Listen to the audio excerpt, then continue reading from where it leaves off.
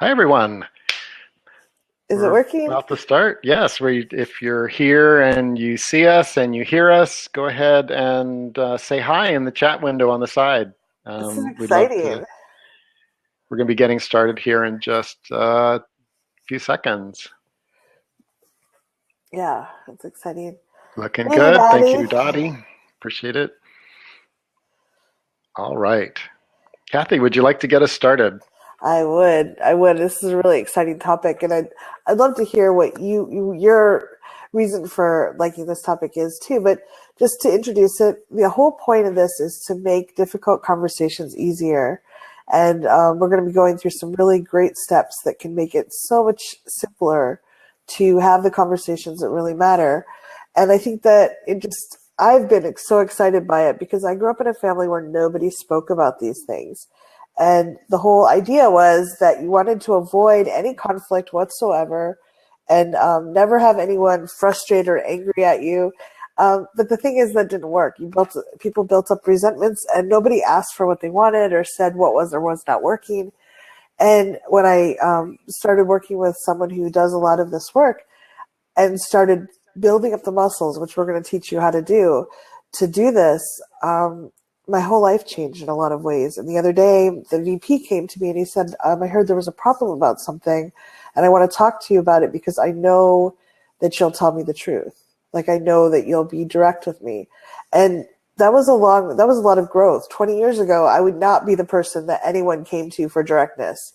And Mhm. we doesn't mean we have to make it difficult or challenging or rude, but we can build up the muscle and be able to speak up about the things that we wouldn't normally say. So, Rick, why is this important to you? Well, when people avoid difficult conversations, when they don't say isn't being said, but that they want to say, it breeds a dynamic, whether it's in a business or in a family or in a community, where I think it's both toxic and corrosive. Yes. And to have a difficult conversation often comes out when people get so angry that they finally spurt it out. Uh-huh. And what you're going to be sharing with us tonight, I'm excited about because it's a formula and it's a new kind of language. Yeah. And it allows people to set a context which is very different. And for me, the differentness of it means that people are not going to react to it in a typical way. Yeah. It's not like, hey, we need to talk. As soon as someone says that to me, it's like, ah, blah, blah, blah. And I would prefer that to be approached, if it's a difficult conversation, for someone to have a way to be confident or a bit more confident, even if they're awkward, in having the clarity of sharing what's real for them. So, Yeah, yeah. absolutely. Yeah. So I just want to congratulate everyone who's here. This is a topic 99.9% of the population avoids like the plague. And then they're stuck repeating the patterns that have been there for generations and have never worked. So if you're here, you rock and you're really brave. Um, why do we want to have difficult conversations? Isn't it easier to avoid those tough discussions and just hope that we all die of resentment before we have to talk about them? No, because resentment builds up when people don't speak up about the small things or the big things. There's a lack of engagement with other people. There's a withdrawing, a lack of integrity and openness, and the relationship, like Rick said, becomes really toxic. You can also be seen as someone who's kind of a role model for this, someone who does speak up about things that are bothering them and kind of gives other people permission to do the same thing. People learn by watching others all the time. We learn these bad habits we have of avoiding, blaming, and everything else from our parents and our teachers and our people we're growing up with. They can also learn good habits from us, so we can make a difference. We can be that ripple in the pond that kind of transmits to other people, which is amazingly powerful. And we can make a difference. We can make our relationships, our community, our workplace a better place to be. And that's beautiful. For me, that's something I want to create in the world. And so rather than just kind of suffering through, well, what we see other people do a lot, we can make a difference. So what most people do is they avoid the subject if they're As long as they can possibly avoid the subject. They talk to everyone else but the person involved. So if I was feeling resentful with Rick, I could not talk to Rick because I wouldn't know how to do it. So I would talk to everyone else about, did you know that he did this thing to me the other day? Can you believe how bad he is? What an awful person. And maybe the information would get back third or fourth hand to Rick, that maybe he'll change some behavior and apologize. Or maybe just there's a lot of toxicity in the community. And I see that a lot where people are in a community, they're unhappy with someone, and they kind of gossip and spread resentments. And if everybody's doing that, the relationships in that group is not very strong. It's not a clean, healthy group. And I'll talk more about that in a little bit. There's a lot of blaming going on. Like, how could, like, I'm going to make up something Rick didn't do, but maybe he ate the last pickle. Like, I can blame him. He should have known that I wanted that pickle. And the last cookie too. Oh my goodness, you took both. How dare you? The last pickle and the last cookie. Are you pregnant? Yeah. And then that builds resentment if I'm not talking directly to him, and I'm not going to be as close to him. If Rick and I get together and I have all this, like, how could he, I really wanted that pickle. If he loved me, he would have left that pickle. He would have known that I wanted that pickle. I'm not going to be as close to him.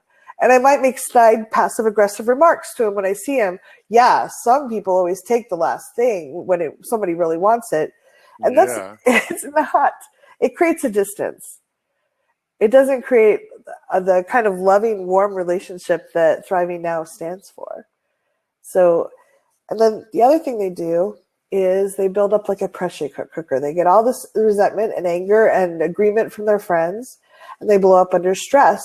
For example, when they're walking into Thanksgiving dinner with the family, or they're sick or exhausted, and they just like blow up. And like, so if Rick and I were walking into his mom's house with pies, and we're going to, looking forward to a fun time, just as we get to the front door, we're waiting for the door to open, I may go, God damn it, Rick, you always take the last pickle, and I just hate that you do that. You're so selfish. And then he's like stunned. He doesn't know how to handle it. I feel a little better maybe because I got it out. But then we have this like really weird energy when people open the door and they're like, oh, what happened? What happened? Yeah. So we kind of vomit our anger and blame all over this unsuspecting person, which usually proves to us that difficult conversations are very painful. Because the other person is likely going to, because they're hijacked, their emotions are high, they feel attacked, their parasympathetic brain is like, must defend myself. Like, well, you ate the last ice cream and you drank all the milk. And it suddenly becomes this he said, she said, beat up kind of thing. And there's a lot of energy and noise, and it's not really getting to the crux of it. Yeah. And that's where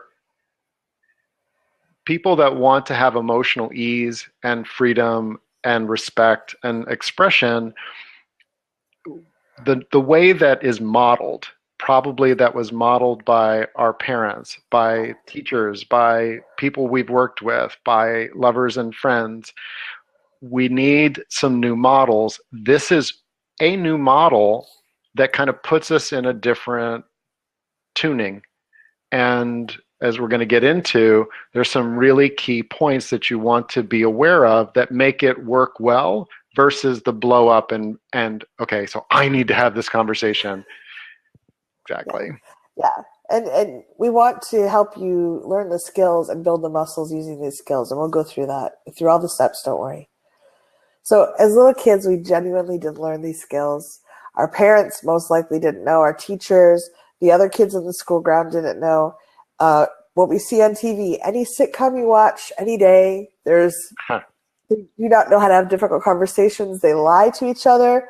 Don't tell my wife that I lost the job or lost $100 at the gambling track or whatever it was. Like, that's the drama in a lot of these, is the fact that they can't have these conversations and that they're going to struggle.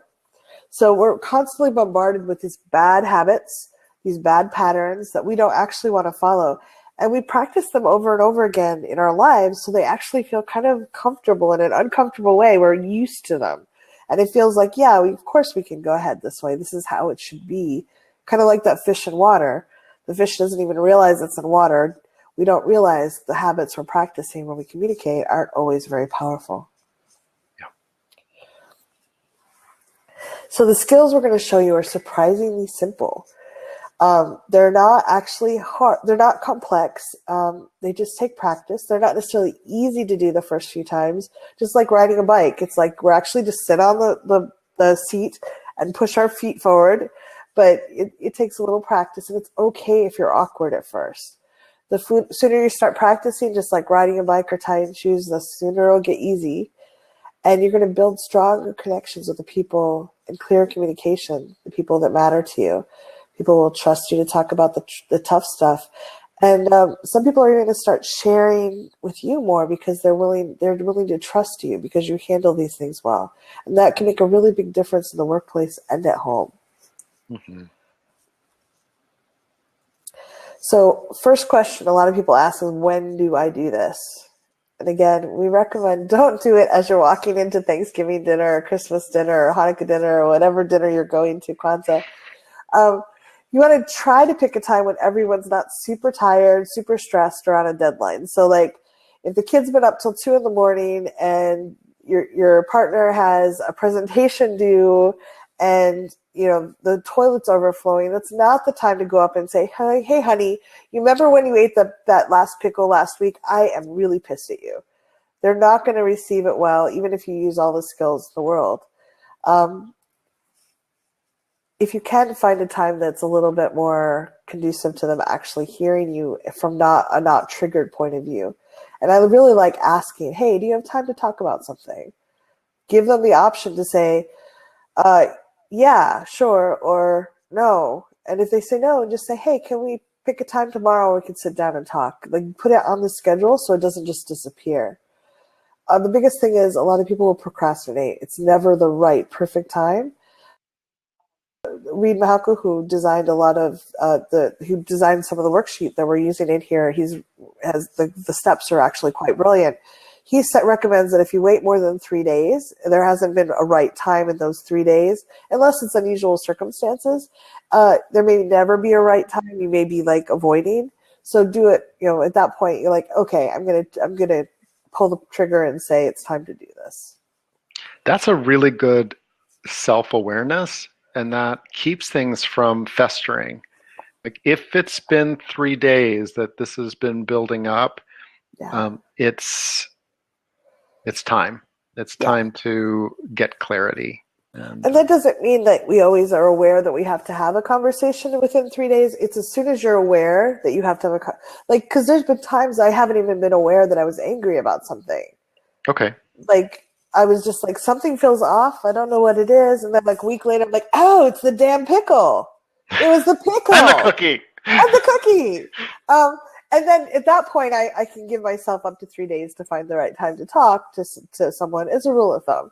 But if it's been 3 weeks, damn it, call them at 3 a.m. and say, listen, I care about you enough and I'm calling you now, even though I'm a chicken shit. I don't want to talk to you about this.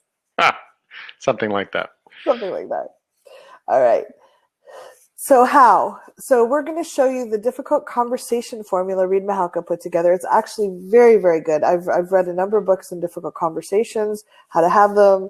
There's a lot of tips in here that I've woven around that, but he really helps people narrow it down and speak it in a way that the person hearing it understands your perspective, where you're coming from, and helps people feel safe. And it's just a really powerful way to not surprise the other person so they can actually hear what you're talking about. And if you're listening here, if you're here now, I invite you to grab a pen and paper and write these down. We're going to give you just a little bit of time. We'll be talking about it too. But if you can write down some ideas that you're noticing in your body, like, hey, what have I not been talking about? Those are going to be great practice. And I'm going to invite you to practice as we go forward. So, all right.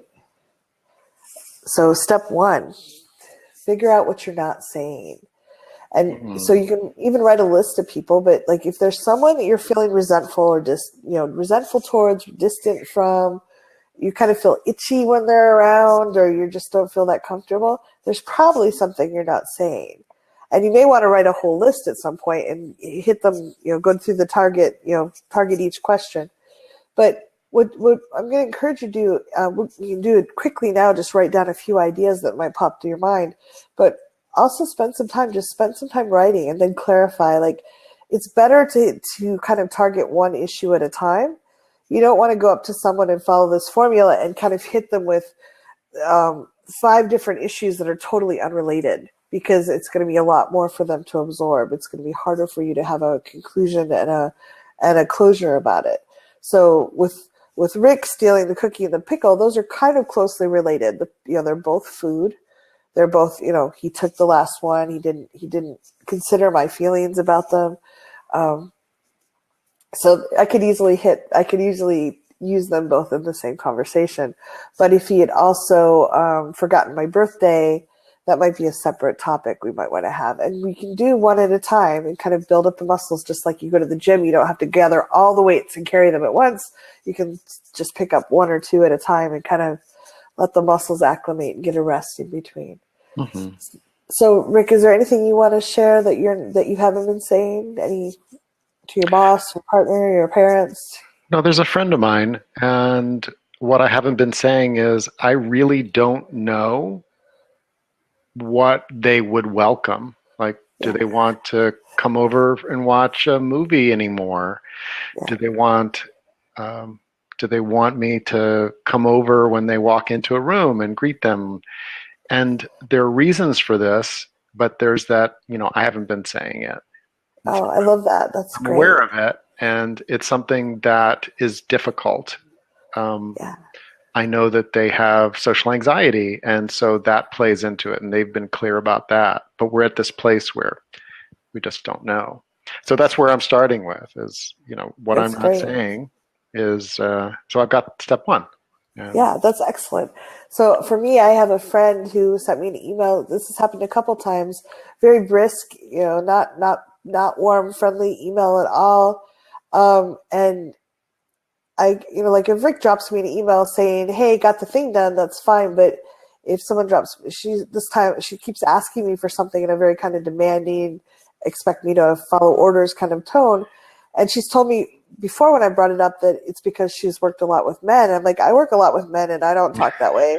and I don't want to be talked to that way. So that's something that I have to, I want to address with her because it is bothering me. So, and let us all feel for a moment. I mean, these are 2 examples. Take a moment, again, feel into conversations that you may not even be aware that you're not having, because the idea of having them is like, you just don't think it could go well. Yeah. This is not, get numb. You don't have to commit to having this conversation. There's an aspect of this we'll get into, but it's great practice for yourself and self-awareness to look at the conversations you're not having and lay them out in this formula. That alone can change your level of confidence. Yeah. No, that's great. Yeah. Sometimes we just get numb to the problem because it's been such a problem for so long that we're not. And the more you practice this, and we're going to give you tips for practicing it too, you'll get less numb. Mm-hmm. So, ready for step 2? Yes. All right. So what we want you to do now is write down your fears. What I'm afraid might happen if I say this to this person is, and you just write down whatever.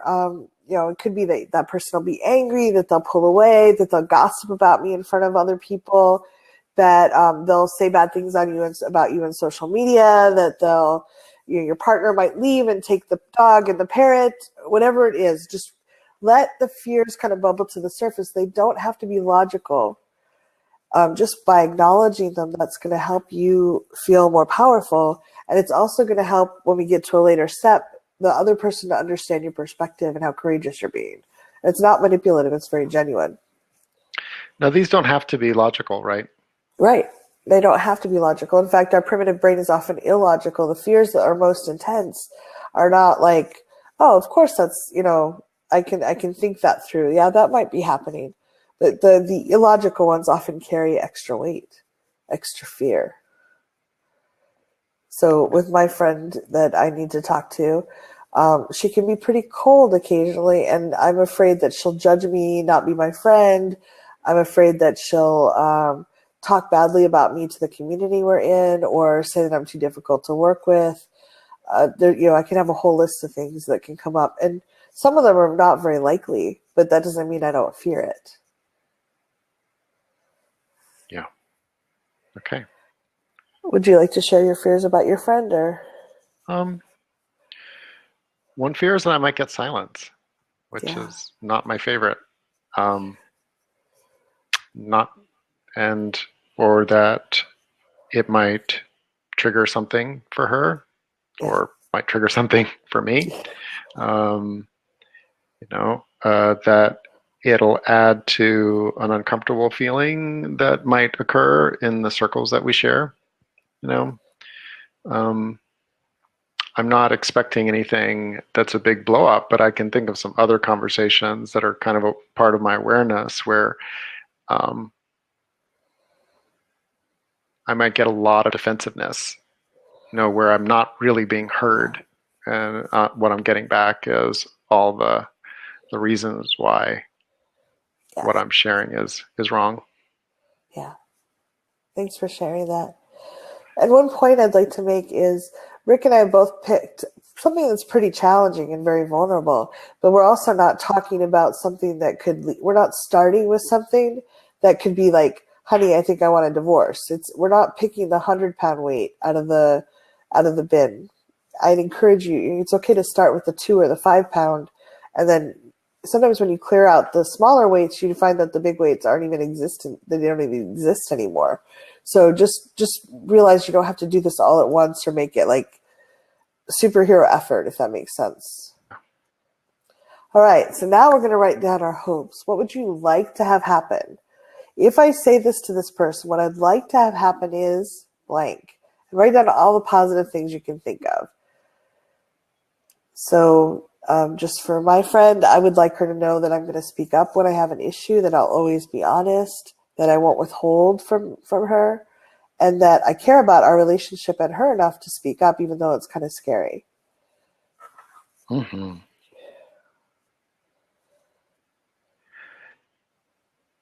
Yeah, one of the things that I'd like to have happen is just a recognition that this was part of our original agreement, is that if there was a disconnect, that we would address it, even Yeah, if, and in a timely fashion. yeah, And also that there's a mutual safety that's important. We want to maintain that, as well as respect and freedom. Also want to have happen that we both feel free to either keep engaging or not, depending on what's right for us. yeah. No, I think that's beautiful. Thank And we're, you. Does the yeah, sound issue still a problem for people? yeah, we're not hearing it on our side. Yeah, And if you are hearing it, if you could drop a note in the chat so we get an idea of the number of people that are having the problem. I don't know whether it'll be on the recording or not. That we'll find out afterwards. And there's a little get audio video help off to the lower left. If you click on that, then what it should allow you to do is be able to switch to compatibility mode. And thank you, Noreen. It's good to know that it's not affecting everyone, but I know it's yeah, annoying. yeah, yeah. Thank you. Okay. Shall we continue then? Yep. While they're doing that.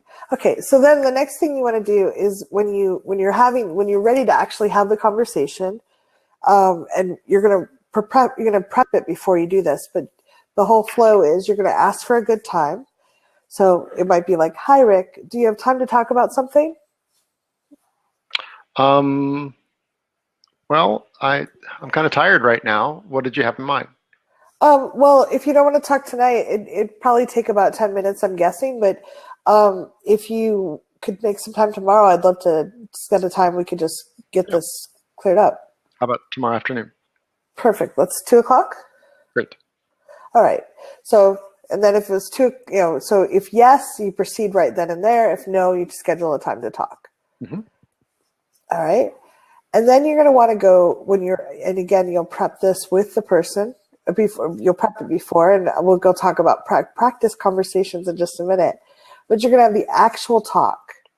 So this would be like, so ring, ring, ring, ring, Hi, ring, Kathy. ring. Hi, Rick. It's like, how is he gonna answer? So you said today would be a good time to talk. Is it still okay? Yes. Okay. So there's some things I wanted to talk to you about. So there's been something I haven't said, and what I haven't been saying, I'm not saying them because I'm afraid that, one, you might be really angry at me. You might feel like I'm selfish. You might feel like I'm judging you, and I'm afraid that our friendship could be hurt. And what I would like to have happen by me telling you is, I'd really love for you to know I'll always be honest, and that I really care about our relationship and you, that I'll, willing to have tough conversations, and that, that I won't withhold things or keep things up, bottling up and getting resentful.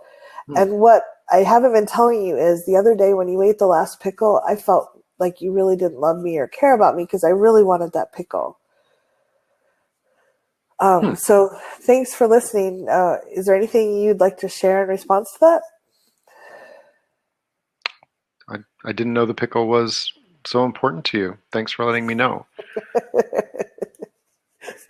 And that might be, that might be all that we need to say, or it might be like, well, I'd really love it if you would check in if you're eating the last of something, because, I was really looking forward to the pickle, and I felt like, I had a belief that you were just not caring about me because you ate it. Now, when people do this, it really is, what we're talking about here is getting the conversation going, Yeah. right? There are skills of nonviolent communication and ways of communicating where you're making I statements, you're saying how you feel, you're making requests. There's a whole dynamic that can occur after that, but by this way, Yeah. you're doing what, Kathy? Well, one, when I say there's something I want to tell you, I'm not just blurting it out at you. I'm actually sharing it directly with you, but I'm creating a container and a perspective. So if I just come up to Rick and say, you ate the last pickle, you're really selfish, it's like, I don't know what to do with whoa. that.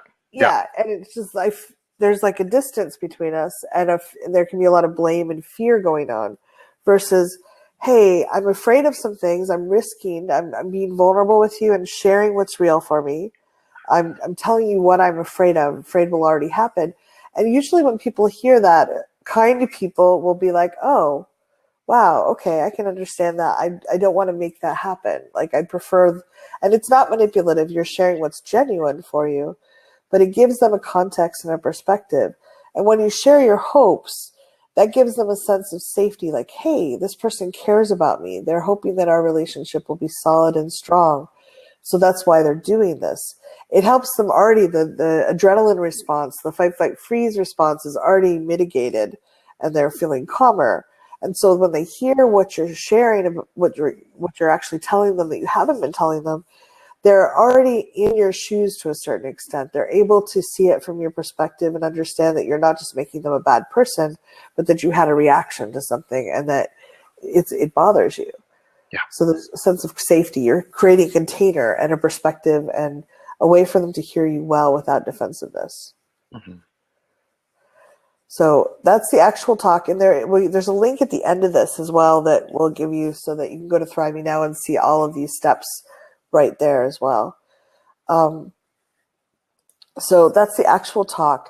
And just an example might be, a different example is like, hey, Sam, do you have time to talk to me about something that's bothering me? It's either thank you if they said yes, or when would be a good time to talk? And there's something I haven't said to you. I've been holding back because I'm worried, anxious, nervous, afraid, whatever the words are, that you'll be angry, you'll judge me, you'll say bad things behind my back.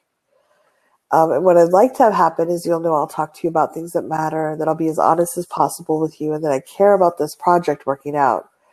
And what I haven't been saying is, every time I speak up in a meeting, it seems like you interrupt me before I finish. Thank you for listening. Or is there anything you'd like to say to that? So that might be a difficult conversation to have with a coworker, but it could make a huge difference. They may not be aware they're doing it, or the fact that you're having resentments because they keep interrupting you and you're feeling stifled might be really harming the project and your ability to be engaged in a deep way. In this kind of circumstance, what if the person responds defensively? I don't do that. Okay, so I think that is the next slide. Tips, yes, thank you. Perfect segue. One thing you can do is share about specifics. If you have specific examples that can really help, and actions or facts that you can actually describe. So one of my friends talks about imagining there's a video camera. What does the video camera actually see that reflects this? So we could have seen Rick taking the pickle out of the jar and eating the last pickle. If we had a video camera in this meeting, we could have seen Sam kind of like, as I started to talk, speak up and start talking over me. We might see someone with kind of a weird look on their face. So if you can use things about what you could actually observe, that really helps people. And you can also explain your own feelings because you can own those and you know those. It's hard for someone to say, people do this, but if you say, I felt hurt, most people aren't going to argue with you that you felt hurt or not. They're tangible. I'm describing my own feelings or I'm describing things I could actually see and hear. So it's better if you can avoid interpreting the actions or blaming the other person if you can. So a bad way to do it or a less effective way would be to go to Sam and say, you always put down my ideas in meetings. Yeah. That's kind of general and versus you often interrupt what I'm saying and you explain why my idea wouldn't work before I finish talking. For example, yesterday when I suggested a new process recipe in the meeting this morning, you started speaking in the middle of my sentence, which is something that a video camera could observe. Other people might have noticed as well. And you said it wouldn't work before I could even share about a new setting I wanted to use that would actually make the process work. So like if you can be specific about it, they may not have been aware. I know a lot of people, like they're excited in a meeting, they're trying to do a good job. And for those of us who understand about trauma, there's a lot of people in their primitive brain. There's a lot of people that are very reactive and not very thoughtful. So just because they didn't notice doesn't mean it's not true. But as you start speaking about it, maybe they can take a deep breath and like, oh, I am doing it. Crap. I am interrupting this person the whole time. Wow, I interrupted that person too. Just bringing people's awareness to things can make a huge difference for them. So if you can, when you're sharing about this, imagine that video camera, that little drone video camera going around and going, oh, there's Rick taking that last, oh, and the cookie too. Wow, we have it on videotape. So if you can, talk about your own feelings and talk about specific actions and give examples if you can. And notice if you say you always do something, often you'll be stretching it a little bit because most people don't always. Even someone who's like the nicest person, Mother Teresa probably did something that was unkind in her life. Very few people do something that's always something.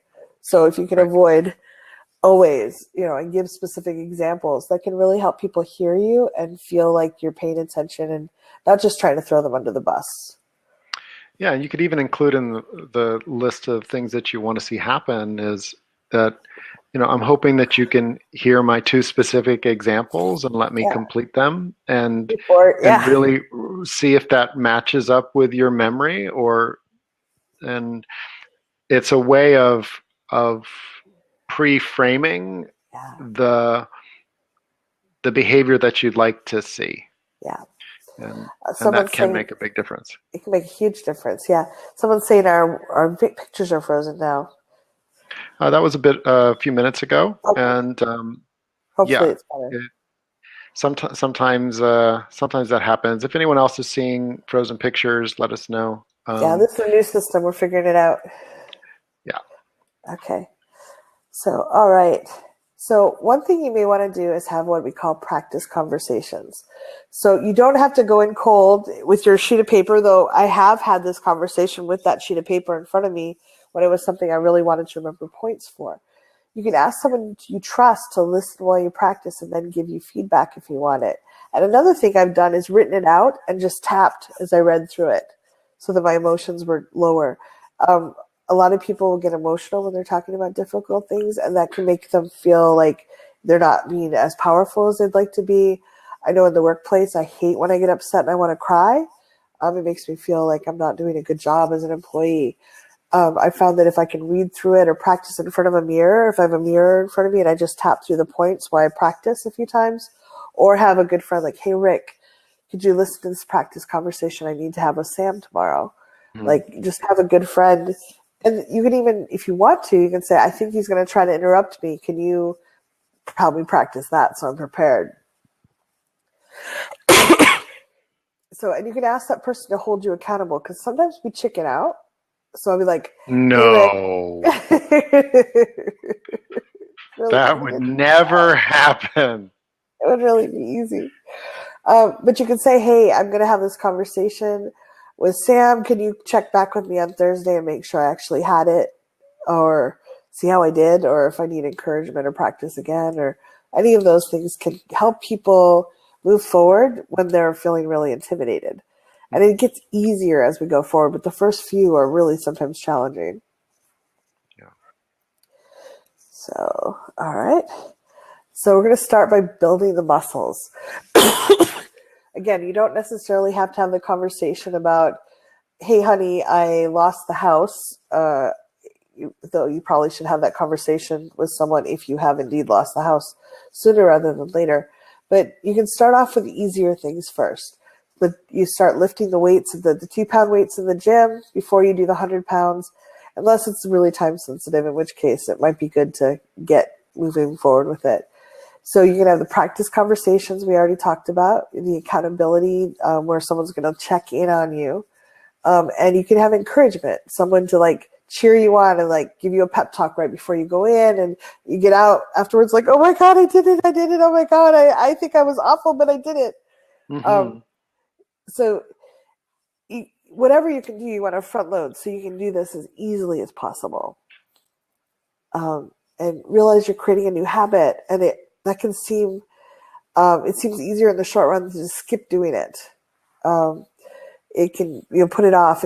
My thoughts are often it will be easier later, or it'll be another time would be better. So there's always like either the next incident, next time I need to speak up, or the next another time is like the same talk but a different time would be better. And really what that is I don't want to have the talk. And when we put them off, it's like putting off going to the gym. Our muscles never get stronger. And so it always seems really intimidating and really hard. When Yeah. we start, like that first 2 pound, I know when I came out of the hospital, when I was trying to lift a 2 pound weight, it felt like, oh my God, it's just so hard. I don't know if I can do this. But I've pushed through, and then it started getting easier and easier, and I'm back up to my 50-pound kettlebells. But it's okay for this to be a little challenging. It doesn't mean anything is wrong or that you shouldn't do it. Absolutely. Thriving Now and our work together has been about giving people more emotional freedom to free up the anxiety that helps people to live a calm and confident life.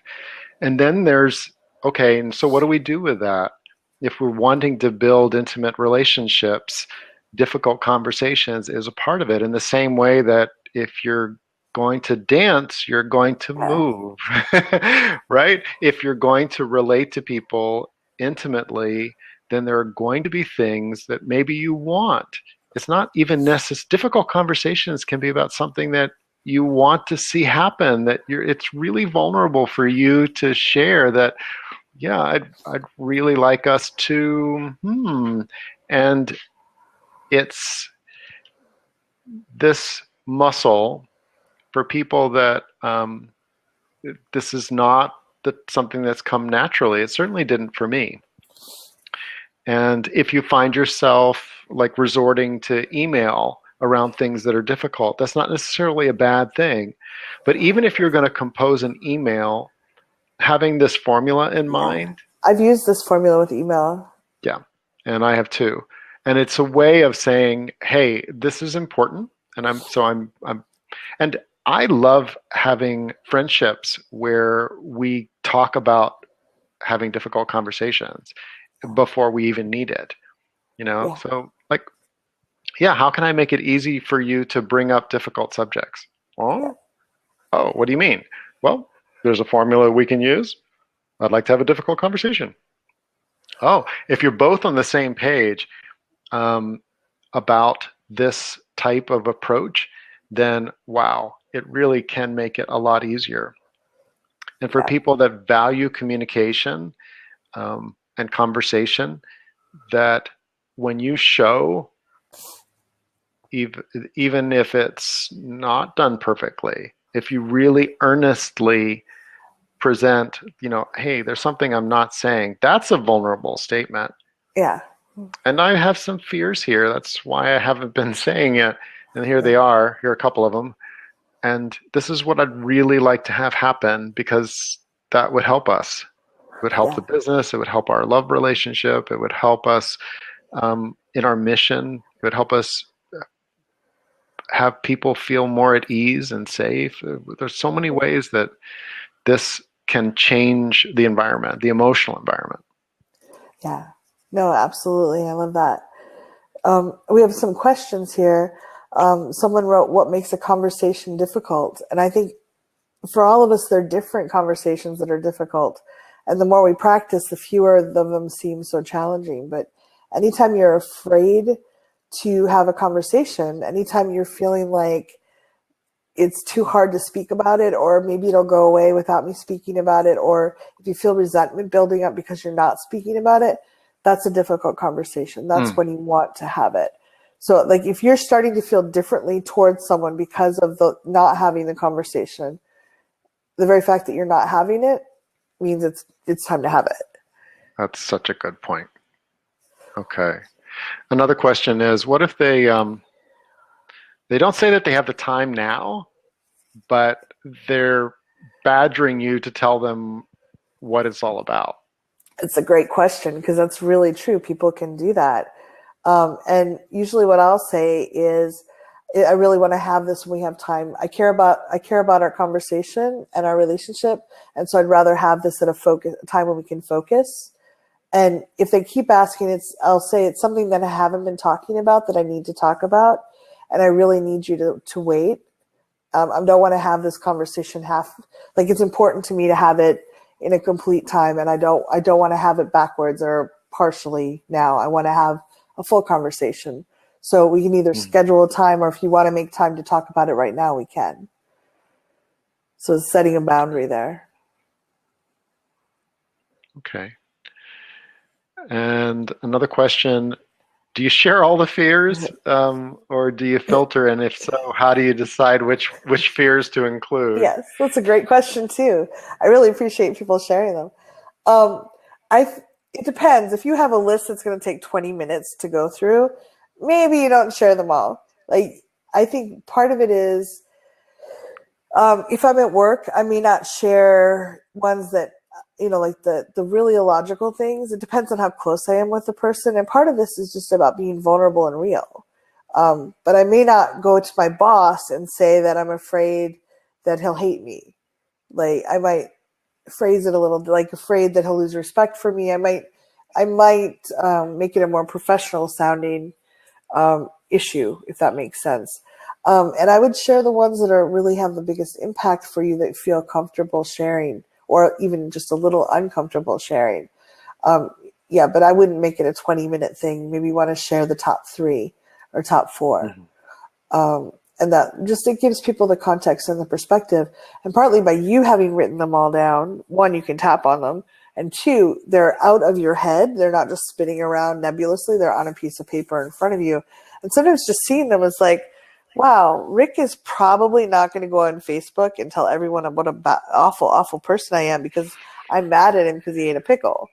Like, it's suddenly the logical part can go, oh, huh, yeah, that one maybe actually isn't as big a fear anymore now that I've looked at it that way, if that makes sense. I've noticed that too, that as I look at the fears, and especially if I use tapping, and if you don't know what that is, thrivingnow.com/tapping there's a free guide and history and explanation. I've noticed that I'm able to let go of the ones that really don't apply. Yeah. That they're there, and I can address them on my own. Mhm. And then there are ones that really, okay, It this is in our stick. history. Yeah. You know, this is in our history. We've done this. I'm afraid we're going to once again, you know, end up in a situation where we're further apart than closer, Yeah. for example. Yeah. Um, so it's we we know that there are some people that this emotional language or logistical language, like, you know, it could be that you fear that the project's going to get off track, um, or that we're going to dump a whole bunch of more work on your team when you don't have the resource to be able to do it. I will work. Right. And, you know, so it can be those. And then there are people that you can include some emotional language with. I want that base of people to expand. I thank you for being here, all of you that are listening and engaging here. That, yeah, we are going to normalize having conversations that include um, an openness about what we want as well as what we're concerned might happen, so that it makes it easier Yeah. and easier to have these conversations. Yeah. No, I think that's great. And I'm really excited about it. So thank you for the questions you guys sent in. Um, Any other so questions, folks? You can, if you can see the chat window, you can type a question in there, or there's an ask a question underneath the video. You can type one there. thank you, Noreen, for I did sneeze. Thank you. All right. So I would like you just to take a minute and grab a piece of paper, and I want you to write down, and I'll actually I should put this all out there for you. We're going to do a practice conversation now, and you can do this in the mirror later. We're just going to kind of go through it verbally now. Or you can get on the phone with one of the other people on the call, or you can ask your friend to practice with you. But the first thing we want to do is make it silly. We want to break down the fear of talking about this. So we're going to start with something silly or funny.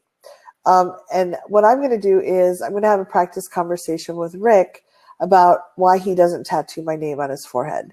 And this is that's an example you can use, because people often, they're so afraid to have the difficult conversation. If you can have a silly one, that's like, obviously Rick is not going to tattoo his name on my name on his forehead. I don't actually want him to. But if you can do something that's a little ridiculous, your brain stops being so afraid. So Okay. I'm gonna practice with you right now, if that's okay. So, hey Rick, do you have a few minutes? Yeah, I have a few minutes. Great, thank you. So there's something I haven't been talking to you about. Okay. I haven't been talking to you about it because I'm afraid you'll think I'm silly or that I'm too demanding, and I'm not sure how you'll react, or actually how your girlfriend will react either. So what I'm hoping will happen is I want you to realize how seriously I take our connection and the work we do together, and that I'll always talk to you about things that are bothering me. Thank And you. yeah, so what I haven't been telling you is I feel really hurt that you don't take our relationship more seriously, and you haven't tattooed my name on your forehead, so that I can really tell you're thinking about me all the time. So All the time. all the time. And so I've been noticing that I've been feeling uncomfortable because every time I see you, I see this broad expanse of intelligent forehead that could obviously support your Broad expanse of forehead. Thank you so much. and I'm wondering what you think about what I just shared with you. Hmm. Well, it's definitely a surprise that this is that important to you, and no, I'm not finding it silly. I'm finding it a little bit more scary than silly, to Okay. be honest. It was supposed to be silly. um, Yeah, so by play acting and getting into an engagement, that you get to say what you want, you get to be in it, but also play with the structure. Allow yourself to feel what it feels like to hear those words. There's something I haven't been saying. Yeah. And recognize that when you say that to someone, there almost certainly will be some kind of reaction. Be Yeah. okay with that. You're really asking for their attention, their mindful attention, to be present with it. Yeah. Yeah, and you can make it silly. I've practiced this a lot. I practiced asking this very conversation, asking my cat to run the vacuum. She still hasn't. So maybe I failed at that one. But if you can just be silly, like if you can start practicing this, like I'm serious about practicing this, this will make a huge difference in your life. And it may seem like they're trivial, they're small.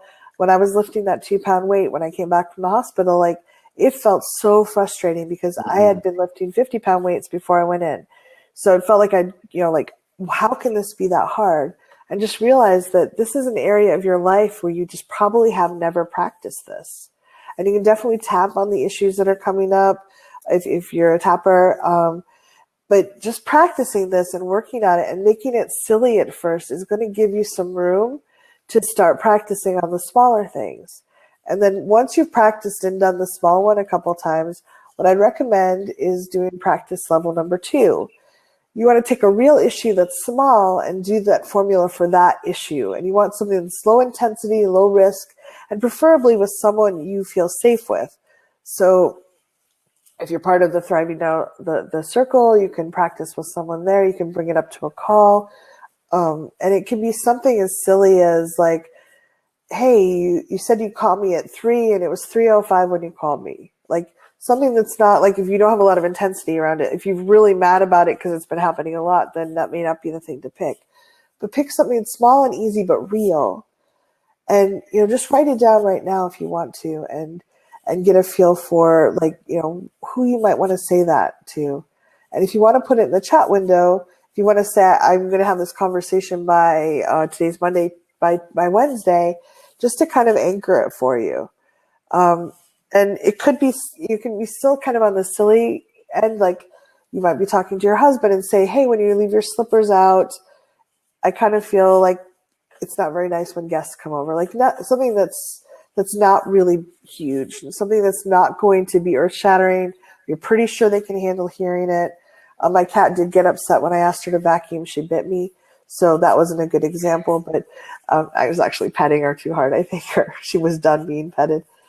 So I see some people for Wednesday morning. Great. And it can be by email or by phone or in person. I like practicing in person because I think it gets our primitive brain feeling safer over time. But just think about something that you might want to practice this on, that 2-pound weight that you'd want to go forward with and work on. Mm-hmm. So, okay, so someone said, how could you give me an example how for if you would approach a new neighbor who's slamming their door all the time? It's a great example. And I don't know if you know them well enough or if you to talk to them in person. It can be a little more challenging in person. You could write it out as well and leave them a note under the door. I don't know if you know their name, but you could say, I might start off with, if I was writing this or if I saw them in the hall, hey, if I saw them in the hall, hey, do you have a minute or two to talk? And one, I wanted to welcome you to the neighborhood if they say yes. And I want to, there's something I like to share with you. I'm a little nervous sharing. I don't know who I don't know who you are, and I don't want you to feel unwelcome. I don't want you to feel like we're judging you. I'm nervous that you'll feel angry at me and it might harm. Like I love to be friendly with my neighbors, so I'm a little worried about it starting off on the wrong foot. What I'd really love to have happen is for you to feel really welcomed and not to have anyone have any resentment in the building. And we have a really good building. Like we really care about each other here, and I'd love for you to fit into that because you seem like a really cool person. And what I've noticed is I hear your door slamming a lot. And I don't know if there's a way for you to either get some kind of catch so it doesn't slam, or if you could just be more mindful about letting it close quiet, catching it so it doesn't slam. That make a huge difference to me. Is there anything you'd like to share about that? Mm-hmm. So, And one of the things I find is that if I practice it, I may realize that I'm I can simplify. Yeah. Would That you like there's, to, how would you simplify it? hi, welcome to the neighborhood. Do you have a minute to talk about something that is on my mind? You do? Oh, great. Yeah, yeah. Oh, Yeah, there's something that it's a little. I'm a little concerned that it might be a little awkward and maybe uncomfortable. I'm feeling a little uncomfortable. What I'd love to see happen is for us to have the kind of neighborly relationship where if there's something that comes up that we can tell each other. And what has come up for me is that I'm really sound sensitive, and it feels like the door is slamming a lot. And I just have a request that if you're aware of that, the sound echoes through my apartment when you close the door hard. Um, would you be willing to just be aware of that and see if it can be a little softer? How wow. do you Yeah. how do you feel hearing me say that? No, I didn't know that it echoed in your room, in your apartment. Thanks so much for letting me know.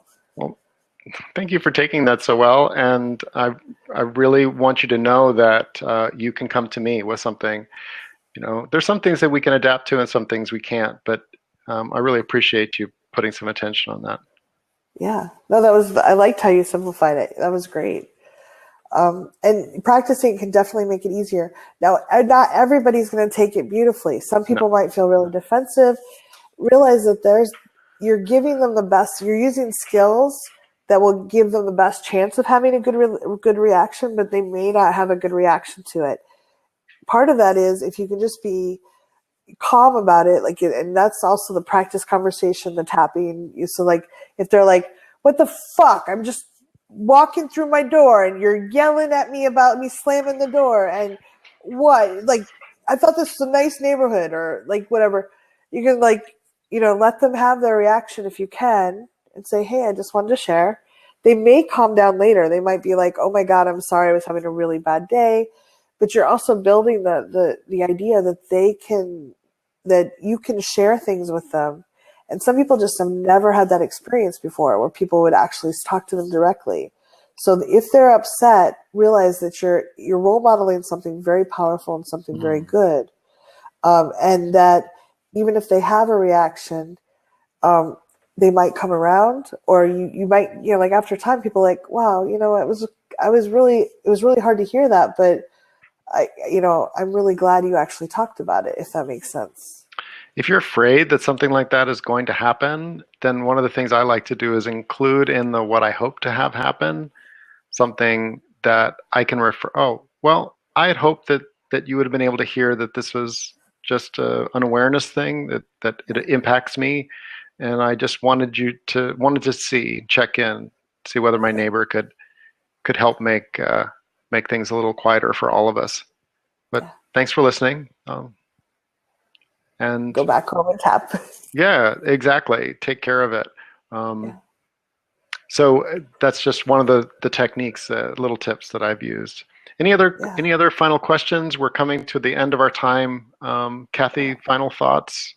Well, what I encourage you to do is practicing number 3. After you've done the silly one and a light one, pick something that's a little more, the 5-pound weight, and practice that with someone.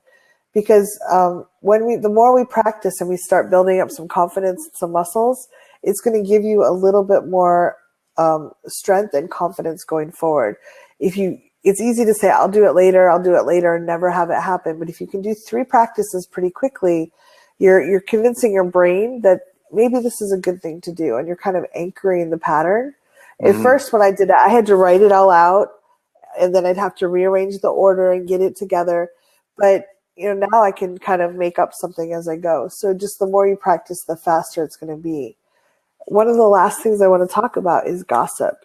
So one way to keep our community, workplace, your home toxin-free is to stop gossip.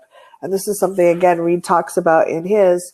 When someone starts talking badly about someone, if I was talking to Rick about my friend Sue, who took the last pickle, and I'm talking bad, like, oh, I can't believe Sue. She doesn't like me. She doesn't respect me. Rick could turn to me and say, hey, Kathy, is that a practice conversation? How soon can I check in with you about how your conversation with Sue went? Because that stops the negative resentment and negative feedback where a lot of Yeah. people get agreement. They're like, oh yeah, Sue's a bad person. I never liked her. Versus, hey, have you talked to Sue about this? Have you told Sue that bothers you? That bothers you? Oh no, I can't talk to Sue. Oh well, I think here's this formula. Remember that? And there's a difference between venting and practicing. So I will sometimes call Rick up and say, do you have 2 minutes? I need to vent. And if he says yes, I can just go, oh my God, Sue, pickles, ah! And maybe I just needed to get that off my chest. It's not really something I need to talk to her about, but if in doubt, have the conversation. Yes. So you'll be surprised how quickly it cleans things up. And if you're on the receiving end of a difficult conversation, if someone shares it with you, if you can, be really present. Go back to, we often talk about, my video stopped for some reason. I stopped. I'm toggling it. It doesn't look like your video is working. Okay. Right now. Same problem we'd had before. Yeah. Okay. So if you can go back, we often talk about feeling your feet on the floor, taking a nice deep breath, be present with them. And if you can, thank them. This takes courage. As you start doing this, you're like, oh my God, it does take courage. But it's really amazing for people to trust you enough and care about you enough to tell you the truth. Even if it kind of stings what they share, see if you can appreciate them for being willing to talk to you. And one of the things I love is Reed asks this too, is like, can you tell me more details? Can you give me an example? If you're feeling triggered, you could ask for time to consider what they said before you respond. And one of the things I'll do is say, hey, I really appreciate you sharing that. I know it took courage. I would really love, I'd like to think about what you shared for a day or two and then get back to you. I'd like to be able to answer thoughtfully. So if you want to do that, it's a really good way to do it as well. Mm-hmm. And just finally, expect to be awkward.